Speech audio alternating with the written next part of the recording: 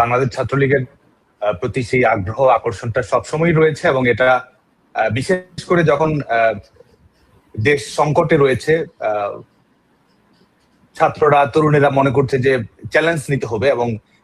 দেশে যে সংকটগুলো আছে একটু পরিত্রাণ পাওয়ার জন্য ছাত্রলীগ বেটার অপশন, এবং এই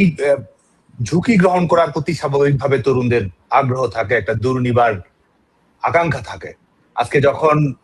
নির্যাতন নিষ্পেষণের শিকার হচ্ছে ছাত্রলীগের নেতাকর্মীরা, শিশু কিশোর কারাগারগুলো ভর্তি হয়ে আছে ছাত্রলীগের ছেলে মেয়েদের দ্বারা, এসএসসি পরীক্ষা দিতে পারছে না, স্কুল টেস্টে অংশগ্রহণ করতে পারছে না, হয়তো প্রতিবন্ধী ছেলে মেয়ে, স্পেশালি অ্যাবল্ড যাদেরকে আমরা বলি, তার বাবা মা আওয়ামী লীগের রাজনীতির সঙ্গে সম্পৃক্ত, শুধুমাত্র সে কারণে পরীক্ষা অংশগ্রহণ করতে পারছে না। তার মানে শুধুমাত্র কিন্তু বিশ্ববিদ্যালয়ে এটা হচ্ছে, কলেজে এটা হচ্ছে, বা যারা রাজনৈতিক পদধারী তা কিন্তু না, গোটা বাংলাদেশেই এই নির্যাতনের স্টিম রোলার কিন্তু ছড়িয়ে পড়েছে। এবং সবাই যখন আক্রান্ত হয় তখন পাল্টা আঘাত করার জন্য কিন্তু তরুণ প্রজন্মই ছুটে আসে, এবং সেটাই একটা প্রবাহ আমরা দেখতে পাচ্ছি আজকে।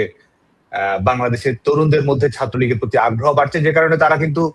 মুখের উপর তারা এসএসসি পরীক্ষা দিয়ে বের হচ্ছে এবং এই বিএনপি সরকার সম্পর্কে যা বলা প্রয়োজন ঠিক তাই কিন্তু বলছে। এবং এই জয় বাংলা তো আর দলীয় স্লোগান নয়, এটা তো বাংলাদেশের বিজয়ের স্লোগান, বাংলাদেশের মুক্তিযুদ্ধের স্লোগান, এই স্লোগান সবার, এবং ছেলেমেয়েরা কিন্তু সেটাই বলছে। পরীক্ষাটা ভালো হয়েছে জয় বাংলা বলেই কিন্তু তারা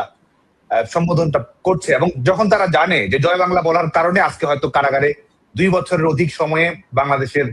হাজারো ছেলে মেয়ে রয়েছে, যখন তারা জানে জয় বাংলা বলার কারণে হয়তো অনেক শিশু কিশোর তরুণকে প্রাণ দিতে হয়েছে অনেক জায়গায়, তারা জানে যে জয় বাংলা বলার কারণে তাদের বাবা মায়েদের